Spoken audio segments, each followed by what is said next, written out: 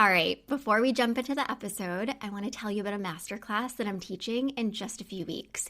And I'm super excited because this is the first masterclass that I'm teaching. And I asked you, what do you want to learn? And I heard loud and clear, Shannon, I want to learn how the heck to get rid of these symptoms and how to stop having panic attacks. So that is what this class is going to be all about. So I hope you join me. It's going to be a live 90-minute masterclass. And if you're interested, just check out the link in the show notes and sign up. And I hope to see you there. I always say the goal isn't to make anxiety go away because that's just not possible. The goal is to create a healthy relationship with anxiety. Welcome to a Healthy Push podcast. I'm Shannon Jackson, former anxiety sufferer turned adventure, mom, and anxiety recovery coach. I struggled with anxiety, panic disorder, and agoraphobia for 15 years. And now I help people to push past the stuff that I used to struggle with. Each week, I'll be sharing real and honest conversations along with actionable and practical steps that you can take to help you push past your anxious thoughts, the symptoms, panic, and fears. Welcome. You're right where you're meant to be. All right, can you actually recover from anxiety, panic disorder, and agoraphobia? And what the heck does being recovered mean? So in the last solo podcast episode that I did, where I shared 4 of my unpopular opinions, I talked briefly about how it's absolutely possible to overcome anxiety, panic disorder, and agoraphobia for good. And in that episode, I kept it really short and sweet because in my mind, and at this point where I am in my recovery, it's pretty straightforward to me. Like, yes, it's possible. But after the episode aired, I got some questions and people shared their doubts with me. And people also shared some of the messaging with me that they've received about recovery and whether or not it's possible. And now that I've been able to pause and really think about it, I totally understand why it's not such a simple, just accept it's possible because it is sort of thing. Because when I really sat down and I thought about it, I remembered just how often I would think, question, doubt, and really convince myself that recovery wasn't possible. No matter who told me, in what ways they told me, and what proof they gave me, like I just didn't believe it. And I know how much it doesn't help that a lot of the messaging out there conveys that quote, full recovery, just isn't a reality or a possibility. So in this episode, I really want to dive into this topic and help answer some of your questions and address your doubts and address some of the messages that are out there that just aren't helpful or true. And I hope that you walk away from this episode feeling much more clear on what recovery actually is and that it's possible and what being recovered means. So I want to start by sharing that one of my students recently in our private Facebook group that I have for people who are students of mine, she shared that she saw her therapist recently, and her therapist told her that there's no such thing as recovery. And of course, I don't know the entire context of the conversation and exactly what was said, but I can tell you that my student, of course, walked away from that session feeling pretty hopeless and defeated. And it is so hard for me when I hear people say that it's not possible to recover from anxiety disorders, because I'm proof, and many others, including students and one-on-one clients of mine, are also proof that it's absolutely possible. But again, I don't know exactly what was said. So I want to throw this in here because I think it's totally necessary. If somebody ever says something that makes you feel a certain way or makes you question things, I want you to really pause and ask them to explain themselves more. Like, ask them, what did you mean when you said that it's not possible to recover from anxiety? Because what this will do is, instead of you filling in the blanks with maybe your doubts and your experiences, that person will actually have the opportunity to explain just what they meant. And maybe how you interpreted it or how they actually said it isn't at all the message that they were trying to convey to you. And I know how it can be intimidating to ask your therapist or other people, right, follow-up questions, but your therapist is a person too. And we're all human, and sometimes things are said that need more of an explanation. So I encourage you to ask questions, whether it's right there in the moment, or maybe it's in a follow-up session. And I also have to throw in here, just because you're seeing a therapist who has an education and credentials doesn't mean that they're always right. And this goes for every aspect of life, right? And this includes me. So like if I ever say anything or I put anything out there that makes you go, what? I want you to reach out to me. Like reach out to me in an email, reach out to me on social. Ask me for clarity. Ask me what I meant. Okay, so I want to start by talking about anxiety versus struggling with an anxiety disorder. So as humans, we all experience anxiety. It's an emotion and nobody can ever just make it go away and not experience it. And as much as you might think that you want to make it go away entirely, trust me, I've been there, many experiences and things just wouldn't be as exciting or joyful without anxiety. So it's not all bad. But, for some people, they can experience anxiety and it doesn't lead to anything more, meaning the symptoms or panic attacks or fear. But when you struggle with an anxiety disorder, your relationship with anxiety isn't a healthy one. Because when anxiety pops up, like whether it's the thoughts, the symptoms, panic attacks, or fear, you likely fear these things based off of your experiences with them. And so you try to make these things go away, you try not to feel them, or you try to run from them. So the reason why I talk so much about creating a healthy relationship with anxiety is because anxiety is always going to be a part of your life. I always say the goal isn't to make anxiety go away because that's just not possible. The goal is to create a healthy relationship with anxiety. And creating a healthy relationship with anxiety means taking a look at contributing factors and implementing and practicing healthy habits and changing your actions and behaviors and changing how you respond to anxiety. So I wanted to share the difference between just general anxiety and anxiety disorders with you, because when people say it's not possible to overcome anxiety or to recover from anxiety, maybe they're talking about the fact that, yes, anxiety isn't something that you can just get rid of. However, you can get rid of your unhealthy relationship with anxiety. The relationship that's disordered and is leading to all the symptoms, panic attacks, and fears is something that you can change. You can go from having an unhealthy relationship with anxiety to having a healthy one. And I know that right now, for what you might be experiencing and going through, this seems really far-fetched. Like the idea of anxiety popping up and you not being derailed by it is crazy. And the idea of you not having panic attacks is crazy. And the idea of you not having such strong fears is crazy. And the idea of your head not constantly being filled with what if thoughts is crazy. Trust me, I get it. But this stuff doesn't happen overnight. This is also why I emphasize consistently taking small, healthy steps. Because when you struggle with disordered anxiety, it takes a whole lot of small steps to change your overall relationship with anxiety. It's really about making all the healthy changes a lifestyle and committing to a life that is full of lots more healthy actions, which takes effort. I want to tell you about something that I recently discovered and I absolutely love: Branch Basics. I'm so excited to share this with you because Branch Basics offers non-toxic cleaning products that actually work. And this is something that I can get behind because I truly believe that toxins can negatively contribute to our physical and our mental health. And I'm a huge fan of ditching the toxins and living as naturally as possible. Because these products are non-toxic, fragrance-free, and pure, it really makes me feel safe and at peace with what I'm using inside of our home. And I use these products on everything. I'm talking countertops, laundry, floors, toilets, and even in the dishwasher.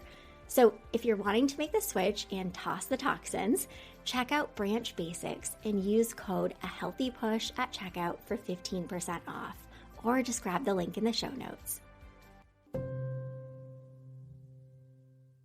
So let's talk about a question that I get asked all the time, and it's something that you might have been wondering while listening to this episode. So the question is, Shannon, do you struggle with anxiety or panic anymore? And I know that people ask me this question because they truly don't think that it's possible for them to live with lots of peace, joy, and freedom. And they want some hope. So let me share all the goods with you.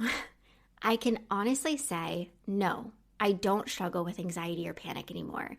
And I haven't for the past 6 years, almost 7 years actually. And it's kind of crazy with the work that I do now, huh? Like for years, I said I'd do anything to get rid of anxiety and have nothing to do with it. And now I basically talk about anxiety and panic all day long, every day, and I actually really enjoy it. Yeah, it's kind of crazy. So here's the thing. Being recovered doesn't mean that you never experience anxiety, right? Sometimes I have thoughts pop into my head that remind me of old thoughts that I used to have that would lead to a lot of anxiety. And sometimes I feel anxious, and it reminds me of how I used to feel sometimes. And sometimes I'm in certain places and situations, and I have a thought or a feeling that causes me to pause. But the difference now is I know how to respond to these things in a healthy way so that they don't leave me going down rabbit holes and spiraling. And I've shared some of these things on my blog and here on the podcast. So I just want to give you a few examples because obviously anxiety pops up. It pops up for all of us, but now, it's a healthy dose of anxiety, I like to say. So this was at least 3 years ago. We went on a hayride with Amelia. It was fall time in Maine. Going on a hayride is just a thing. You go out into a pumpkin patch and you pick a pumpkin. And I remember all of a sudden getting this thought pop into my head of oh gosh, what if you freak out right now? What if you have to go to the bathroom? You can't easily get off of this thing. And I wasn't even feeling anxious. It was just the thought that popped into my head. And then I was like, oh goodness.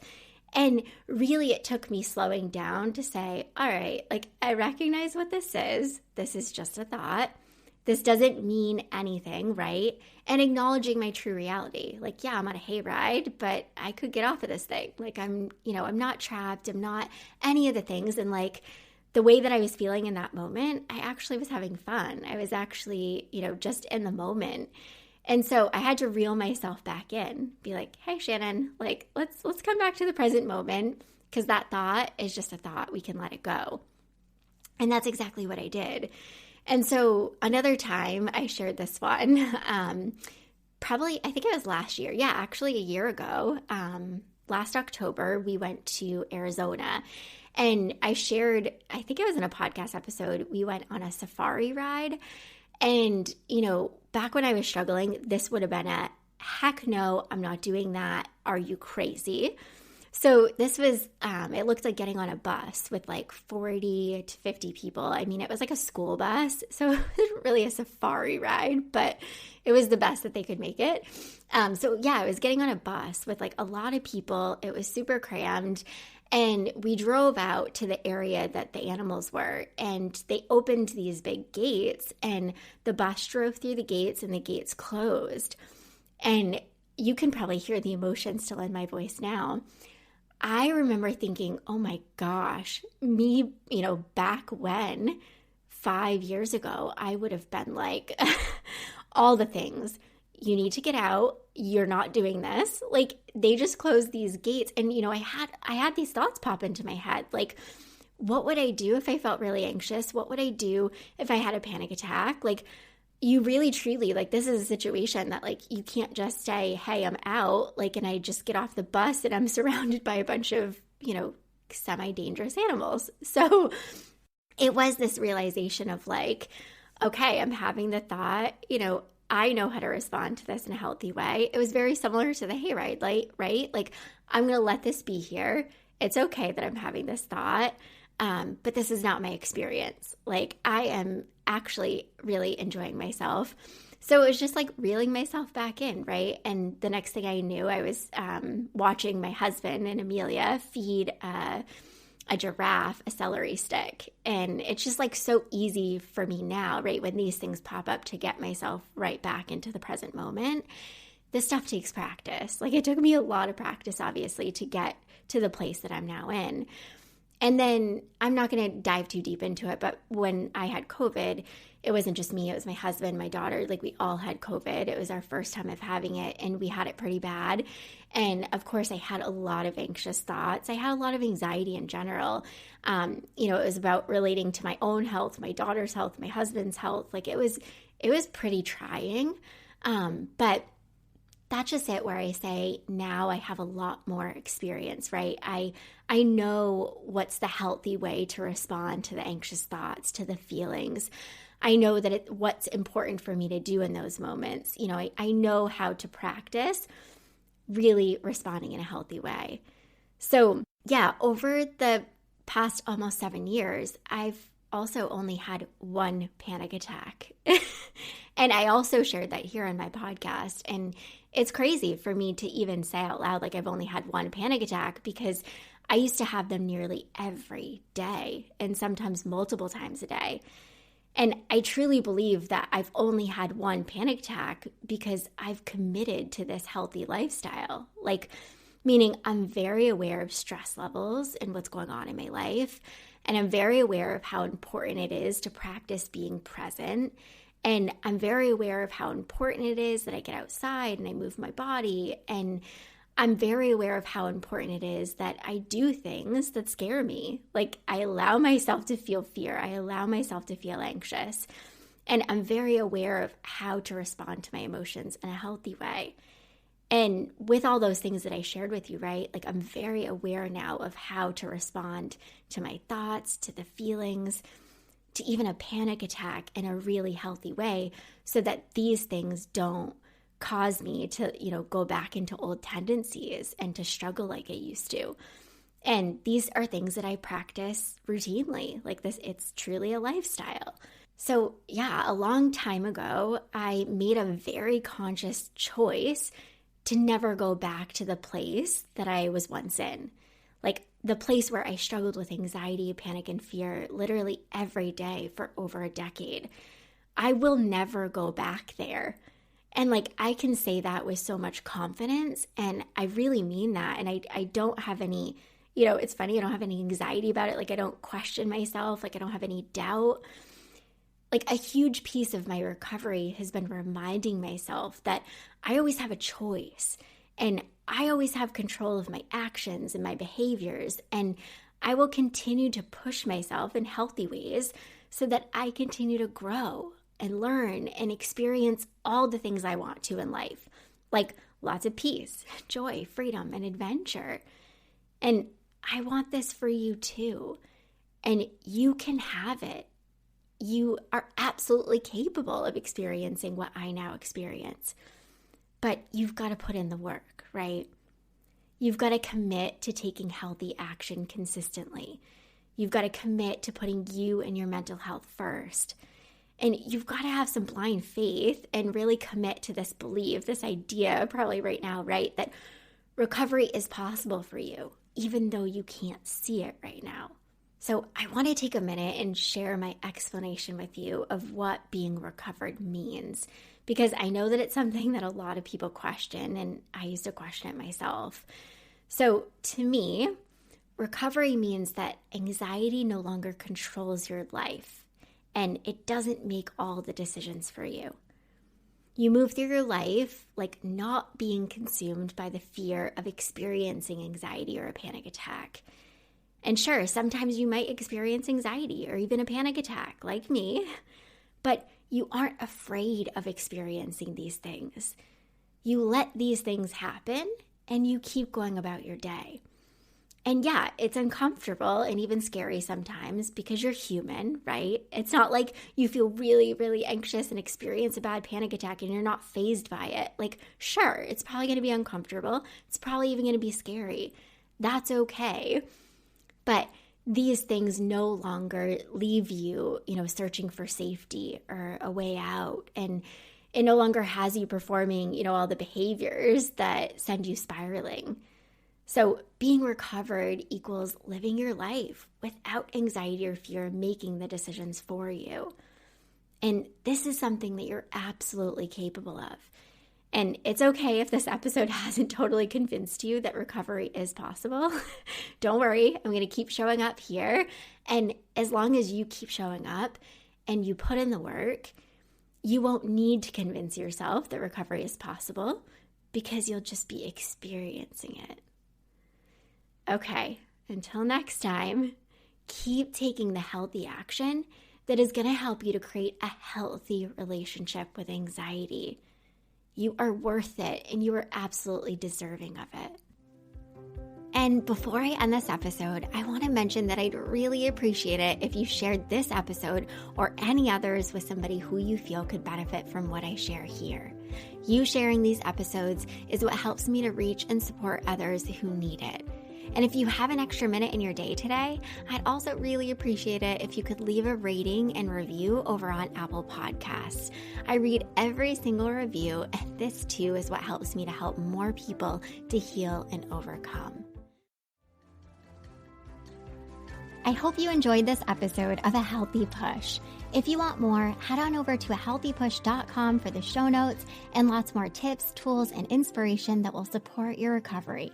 And if you're hoping for me to cover a certain topic, be sure to join my Instagram community at A Healthy Push and let me know in the comments what you want to hear next.